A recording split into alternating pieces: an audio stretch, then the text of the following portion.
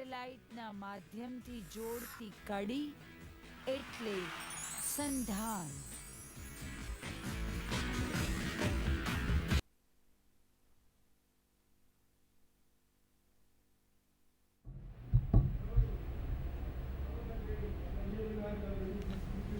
Good morning, સુપ્રભાતમ.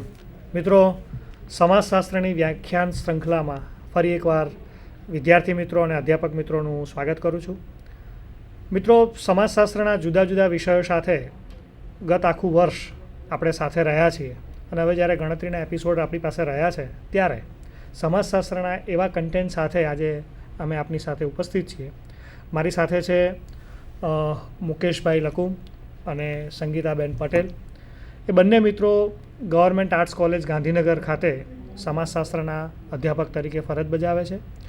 રિસર્ચમાં અને અધ્યાપન કાર્યમાં જેઓએ નિપુણતા પ્રાપ્ત કરી છે અને સતત અભ્યાસ કરતા રહ્યા છે અને એની અંદર એક એવું કન્ટેન્ટ જે સમાજશાસ્ત્રના વિદ્યાર્થીઓ માટે એક આગવી સમજ ઊભું કરી શકે એવું છે, યંત્ર વિજ્ઞાનનું સમાજશાસ્ત્ર. મિત્રો, આ શબ્દ આપણે સાંભળ્યો છે, પણ એના વિશે જ્યારે મુકેશભાઈ અને સંગીતાબેન આપણને કહેશે ત્યારે એ આખો કન્સેપ્ટ આપણી આગળ ક્લિયર થશે કે યંત્ર વિજ્ઞાનનું સમાજશાસ્ત્ર અને એનો ઉદ્ભવ વિકાસ આખી જે ગતિ છે એ આપણને મુકેશભાઈ અને સંગીતાબેન કહેશે.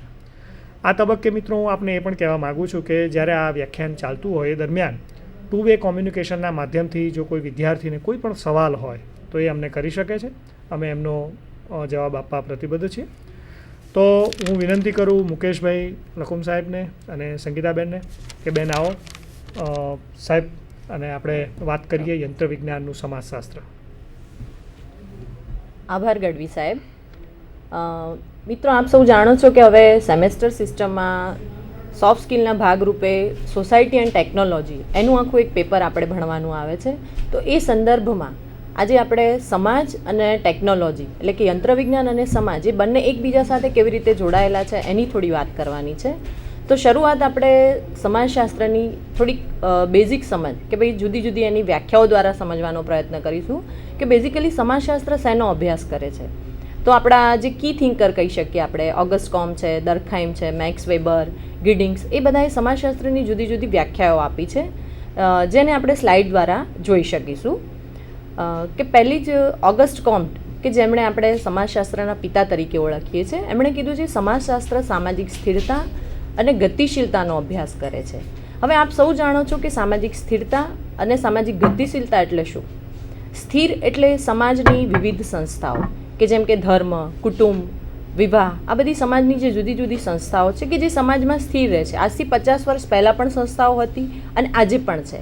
અને સમાજનું ગતિશીલ પાસું, ગતિશીલ પાસામાં આપણે કે ભાઈ સમાજની સંસ્થાઓ છે પણ એમાં જે પરિવર્તન આવ્યું છે એની રજૂઆત કરવાની છે કે ભાઈ આજથી 50 વર્ષ પહેલાં જે લગ્નના સંબંધો હતા એ આજે નથી, આજથી 50 વર્ષ પહેલાં જે જ્ઞાતિના સંબંધો હતા એ આજે નથી. એમાં કંઈક બદલાવ્યું છે, કંઈક પરિવર્તન આવ્યું છે. તો એ સંદર્ભમાં આપણે કહી શકીએ કે સમાજશાસ્ત્ર એ સામાજિક સ્થિરતા અને ગતિશીલતાનો અભ્યાસ કરે છે. બીજી સ્લાઇડમાં પણ આપણે તમે આની વધારે માહિતી મેળવી શકશો કે સામાજિક સ્થિરતા અને ગતિશીલતા એટલે શું, કે સમાજમાં આવેલું પરિવર્તન અને સમાજમાં રહેલી સ્થિરતા. એ પછીની બીજી એક વ્યાખ્યા છે નેક્સ્ટ કે દરખાઈમની વ્યાખ્યા છે કે સમાજશાસ્ત્ર એ સામાજિક તથ્ય અને સામાજિક પરિવર્તનનો અભ્યાસ કરે છે. હવે સામાજિક તથ્ય એટલે શું? તો તથ્ય એટલે સમાજની અંદર જે વસ્તુ રહેલી છે એ, કે સમાજમાં જોવા મળતા વિવિધ વાસ્તવિકતા કે જે વ્યક્તિની બહાર છે પણ વ્યક્તિ પર ચોક્કસ નિયંત્રણ રાખે છે. અને પરિવર્તન અગેન એનું એ જ કે સમાજમાં જે કંઈ પણ બદલાવ આવે છે એનો અભ્યાસ સમાજશાસ્ત્ર કરે છે.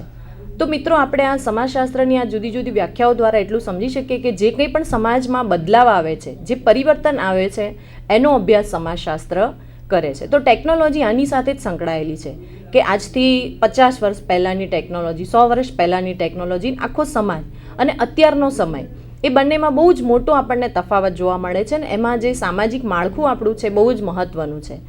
ગિડિંગ્સે પણ આ વાત આપણને કરેલી છે કે સમાજશાસ્ત્ર બદલાતી સામાજિક વ્યવસ્થાનો અભ્યાસ કરે છે. એટલે ટૂંકમાં આપણે આ બધાના જ ભાગરૂપે કહી શકીએ કે જે કંઈ બદલાયું છે એ સમાજશાસ્ત્રના અભ્યાસનો એક બહુ જ મહત્ત્વનો ભાગ છે. તો આની વધારે સમજ તમને કે જે સૈદ્ધાંતિક સમજ કે સમાજ અને ટેકનોલોજી એ બંને સૈદ્ધાંતિક રીતે એકબીજા સાથે કેવી રીતે સંકળાયેલા છે એની વધુ સમજ તમને મુકેશભાઈ આપશે. આભાર મિત્રો.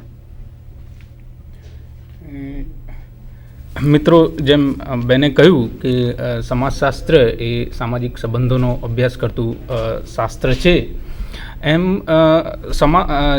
સમાજશાસ્ત્ર અને ટેકનોલોજી એટલે આપણે જાણીએ છીએ કે જે ગુજરાતીમાં જેને સાદી સમજમાં યંત્ર વિજ્ઞાન કહેવાય, પણ તમારે ટેકનોલોજી સમજતા પહેલાં તમારે સાયન્સ શું છે એ સમજવું ખાસ જરૂરી છે. મિત્રો, science as a systematic study of nature, આપણે જાણીએ છીએ કે સાયન્સ એ નેચરનો પદ્ધતિસર અભ્યાસ કરે છે. અહીં આપણે એ સમજવું જરૂરી છે કે નેચર એટલે શું. નેચર એટલે પાણી, હવા, આબોહવા કે આકાશ, આપણે જે કંઈ ફિઝિકલ જે કંઈ જોઈ શકીએ છીએ એનો સમાવેશ નેચરમાં થાય છે, અને એનો સિસ્ટમેટિક સ્ટડી આ પર્ટિક્યુલરલી સાયન્સ કરે છે. અહીં આપણે જોયું કે સોશિયોલોજી એઝ અ સાયન્સ. શા માટે sociology as a science? Because science એ સમાજશાસ્ત્ર એ જે સમાજના જે સંબંધો છે એનો વ્યવસ્થિત પ્રકારે અભ્યાસ કરે છે. હવે અહીં સમાજની જે વ્યવસ્થા બનેલી છે એમાં યંત્ર વિજ્ઞાન એ એક સમાજનો એક ભાગ છે, અને યંત્ર વિજ્ઞાન એ સામાજિક અને આર્થિક તેમજ રાજકીય એ બધા જ પાસાઓ સાથે સંકળાયેલું છે. આપણે યંત્ર વિજ્ઞાનને સમજતા પહેલાં યંત્ર વિજ્ઞાનના બે પ્રકારના પરિપ્રેક્ષ્યો સમજવા ખાસ જરૂરી છે. કારણ કે એક પરિપ્રેક્ષ્ય છે ટેકનોલોજીકલ ડિટર્મિનિઝમ.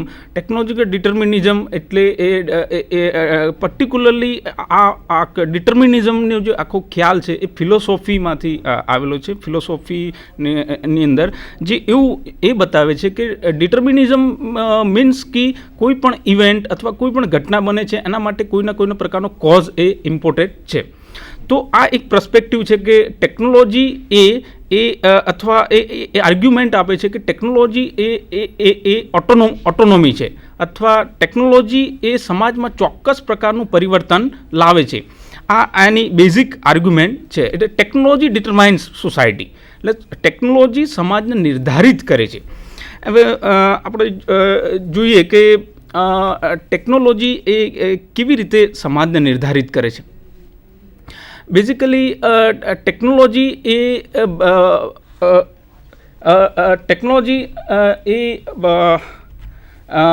બે સમાજને નિર્ધારિત કરવા માટે, એટલે એક તો ટેકનોલોજી એ એક પાવરફુલ ફોર્સ છે કે that require people and institution two behave in certain way.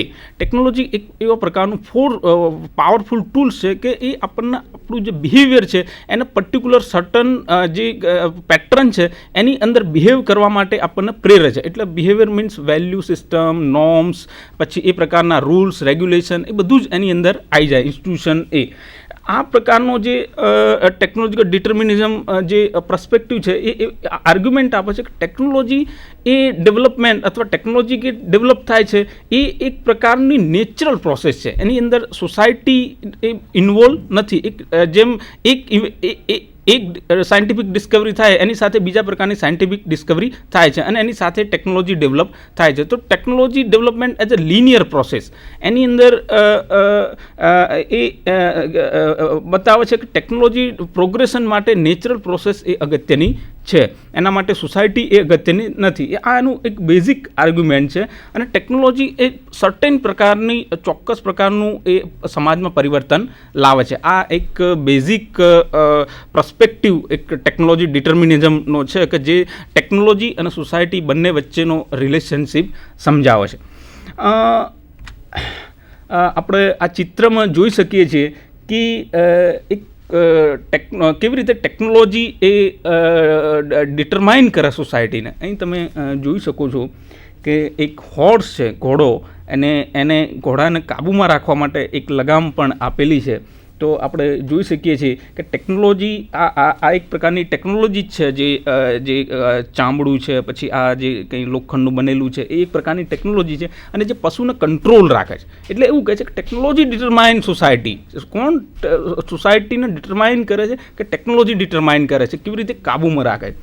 પછી તમે એક બીજું ચિત્ર પણ તમે જોઈ શકશો કે જેની અંદર એક સૈનિક છે અને એ સૈનિકની એને માથે તમે જોઈ શકશો કે ટોપ જેવું પહેર્યું છે, એની આખી બોડીની રચના પણ તમે જોઈ શકશો કે એ આખી એ એક પ્રકારની એ જે કંઈ વસ્ત્રો છે ઉપરનું છે એ એક પ્રકારની ટેકનોલોજી છે અને જેનાથી એ એક પૂરી એની જે આખી બોડીની સિસ્ટમ તમે જોઈ શકો, એક સિસ્ટમેટિક મિલિટરી ઢબ આખી ઊભી થાય છે અને એ ઊભી કરવા માટે ટેકનોલોજી એ બહુ ઇમ્પોર્ટન્ટ ભાગ ભજવે છે. તો અહીં આપણે જોઈ શકીએ કે એક હોર્સનું ઉદાહરણ છે અને બીજું એક સૈનિકનું ઉદાહરણ છે, જે બંને દર્શાવે છે કે ટેકનોલોજી એ સમાજને નિર્ધારિત કરે છે અને સમાજને ચોક્કસ દિશા તરફ વાળે છે. આ એનું એક બેઝિક આર્ગ્યુમેન્ટ એ ટેકનોલોજીકલ ડિટર્મિનિઝમની છે. એટલા માટે એ લોકો એ પ્રકારની વાત કરે છે કે ટેકનોલોજી એ એક નેચરલ પ્રોસેસ છે અને એની અંદર સોસાયટી એ બહુ મોટો રોલ ભજવતો નથી. પણ બીજી એક એનાથી અગેન્સ્ટમાં પણ આર્ગ્યુમેન્ટ છે કે જે એવું બતાવે છે કે ટેકનોલોજી ડેવલપમેન્ટ માટે સોસાયટી એ બહુ અગત્યની છે, નહીં ખાલી ટેકનોલોજી એ લોજિકલ અને નેચરલ પ્રોસેસ છે. બીજો એક પર્સપેક્ટિવ છે એ બતાવે છે કે social construction of technology, SCOT approach, જે બેઝિકલી પુંચ અને બાઇકરે આ એપ્રોચ ડેવલપ કર્યો, જે બતાવે છે કે ટેકનોલોજી ડેવલપમેન્ટ માટે સોસાયટી એ બહુ અગત્યની છે. સોશિયલ સિસ્ટમ, વેલ્યુઝ, સામાજિક ગ્રુપ, કોમ્યુનિટીઝ, આ બધી બાબતો આ બધા જે ગ્રુપ છે એ ખાસ અગત્યના છે. ફર્સ્ટ આપણે જોઈએ કે વોટ ઇઝ સોશિયલ કન્સ્ટ્રક્શન.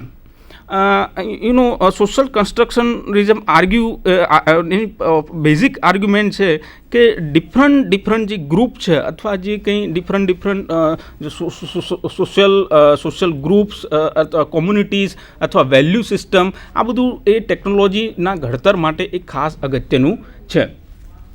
તો અહીં એ લોકોની બેઝિક આર્ગ્યુમેન્ટ છે કે natural world as a socially constructed. આ એ બેઝિક આર્ગ્યુમેન્ટ એ ખાસ કરી અને પીટર બર્ગર અને લકમેનની આ એક આર્ગ્યુમેન્ટ છે કે નેચરલ વર્લ્ડ છે એ કેવા પ્રકારનું છે કે સોશિયલી કન્સ્ટ્રક્ટેડ. કેવી રીતે સોશિયલી કન્સ્ટ્રક્ટેડ? તો કે જે કંઈ નેચરલ ફિનોમિના છે એને બેઝિક તો જે કંઈ સોસાયટી છે એ સોસાયટીએ એને કન્સ્ટ્રક્ટ કરેલી. સપોઝ સાયન્ટિસ્ટ કોઈ પણ ઇન્વેન્શન કરે છે પણ જ્યાં સુધી સોસાયટી એને ટ્રુથ એટલે એ સત્ય છે એવું કહેતી ને અથવા સાબિત નહીં કરી શકતી ત્યાં સુધી એ સાયન્ટિફિક ટ્રુથ એ સત્ય થતું નહીં. જ્યાં સુધી સમાજ એક્સેપ્ટ નહીં કરતો ત્યાં સુધી એ સાયન્ટિફિક ટ્રુથ એ સત્ય હોતું નથી. મીન્સ કે સોસાયટી એને એક્સેપ્ટ કરે છે. તો અહીં નેચરલ વર્લ્ડ છે, કોઈ પણ નેચરલ વર્લ્ડ, સપોઝ આ એક ગ્લાસ છે, આ એક ગ્લાસ, તો ગ્લાસ પણ એ સોશિયલી કન્સ્ટ્રક્ટેડ છે. તો અહીં એની બેઝિક આર્ગ્યુમેન્ટ એ છે કે natural world as a socially constructed છે. પછી સોશિયલ કન્સ્ટ્રક્ટિવિઝમની બીજી એક આર્ગ્યુમેન્ટ એ છે કે technological determinism has no natural or logical order of progression. જેમ આપણે જોયું કે ટેકનોલોજીકલ ડિટર્મિનિઝમ એ આર્ગ્યુમેન્ટ આપે છે કે ટેકનોલોજી ડેવલપમેન્ટ માટે નેચરલ પ્રોસેસ બહુ અગત્યની છે. આ એવું કહે છે કે ના, ટેકનોલોજી ડેવલપમેન્ટ માટે નેચરલ પ્રોગ્રેશન નહીં, લોજિકલ ઓર્ડર નહીં, પણ સોસાયટીની જે પ્રોબ્લેમ છે અથવા સોસાયટી જે કંઈ ન્યૂ જે સ્ટ્રક્ચર છે એ સ્ટ્રક્ચર ટેકનોલોજી ડેવલપમેન્ટ માટે બહુ અગત્યનું છે. આ એની એક બેઝિક આર્ગ્યુમેન્ટ છે. પછી બીજી આર્ગ્યુમેન્ટ એવું આપે technology development and shape by society. આ ખાસ એની ફંડામેન્ટલ આર્ગ્યુમેન્ટ છે કે ટેકનોલોજીનું જે કંઈ શેપિંગ થાય છે અથવા જે કંઈ એનો આકાર આપવામાં આવે છે ટેકનોલોજી એ આકાર માટે પર્ટિક્યુલર એ સોશિયલ ગ્રુપ, ઇન્સ્ટિટ્યુશન, ઓર્ગેનાઇઝેશન એ ખાસ ઇમ્પોર્ટન્ટ અથવા ખાસ અગત્યનો ભાગ ભજવે છે. આપણે જોઈએ છીએ ફોર એક્ઝામ્પલ તરીકે કે સપોઝ કે કપડાં પણ એક પ્રકારની જે કંઈ ક્લોથ છે એ ક્લોથ એક પ્રકારની ટેકનોલોજી છે, ક્લોથિંગ ટેકનોલોજી. તો આપણે જોઈ શકીએ છીએ કે પર્ટિક્યુલર એ જે શર્ટ અથવા પર્ટિક્યુલર ડ્રેસ એ પર્ટિક્યુલર ગ્રુપ માટે જ બનાવવામાં આવેલો. સપોઝ પુરુષો તો એમના માટે પર્ટિક્યુલર પેન્ટ શર્ટ અથવા પર્ટિક્યુલર સૂટ એ પ્રકારે એમનું એ બનાવેલો છે અને એની ડિઝાઇન એ પર્ટિક્યુલર ગ્રુપ પ્રમાણે થાય. સપોઝ એલિટ ગ્રુપ છે એ પર્ટિક્યુલર એ પ્રકારની ડિઝાઇન તૈયાર કરશે એમના માટે. એ જ પછી તમે જો મિડલ ક્લાસ છે એના પ્રકારની શર્ટ અથવા જે એનો વેર છે એ તમે એક પુઅરનો તમે જો તો એ ડિઝાઇન છે, એ ડિઝાઇન પર્ટિક્યુલરલી એ જે તે સર્ટેન ગ્રુપ એ નક્કી કરે છે. એ જ રીતે તમે જો મોટર બાઇક અથવા મોટી મોટી ગાડીઓ, તો એ પ્રકારની જે કંઈ ટેકનોલોજીને શેપિંગ કરવામાં આવે છે, એ શેપિંગ પર્ટિક્યુલર ગ્રુપને ધ્યાનમાં રાખીને કરવામાં આવે છે. તો અહીં એમની બેઝિક આર્ગ્યુમેન્ટ એ છે કે ટેકનોલોજીને જે કંઈ શેપિંગ કરવામાં આવે છે, એ શેપ માટે એ પર્ટિક્યુલર ઇન્સ્ટિટ્યુશન એન્ડ ઓર્ગેનાઇઝેશન અને પર્ટિક્યુલર સોશિયલ ગ્રુપ એ બહુ અગત્યનું છે. તો અહીં સ્કોટ એપ્રોચ એ બેઝિકલી એની ફંડામેન્ટલ આર્ગ્યુમેન્ટ છે એ ચાર પ્રકારની એની ફંડામેન્ટલ આર્ગ્યુમેન્ટ છે. એક તો technology as a non linear process છે, પછી બીજું ટેકનોલોજી ઇન્ટરપ્રિટેટિવ ફ્લેક્સિબિલિટી અને રેલેવન્ટ સોશિયલ ગ્રુપ એના માટે જવાબદાર છે, અને ડિઝાઇન એન્ડ ફ્લેક્સિબિલિટી એ એના માટે ખાસ અગત્યની છે.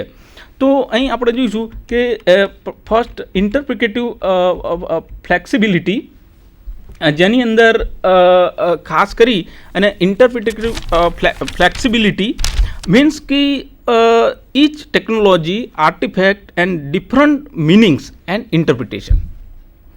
આપણે જોયું કે સોશિયલ કન્સ્ટ્રક્ટિવિઝમની અંદર એ બેઝિક એની જે બેઝિક થીમ છે એની અંદર પર્ટિક્યુલર એ જે તે ઇન્ટરપ્રિટેશન અથવા જે તે મિનિંગ અથવા કોન્ટેક્સ એને વધુ અગત્યતા આપવામાં આવે.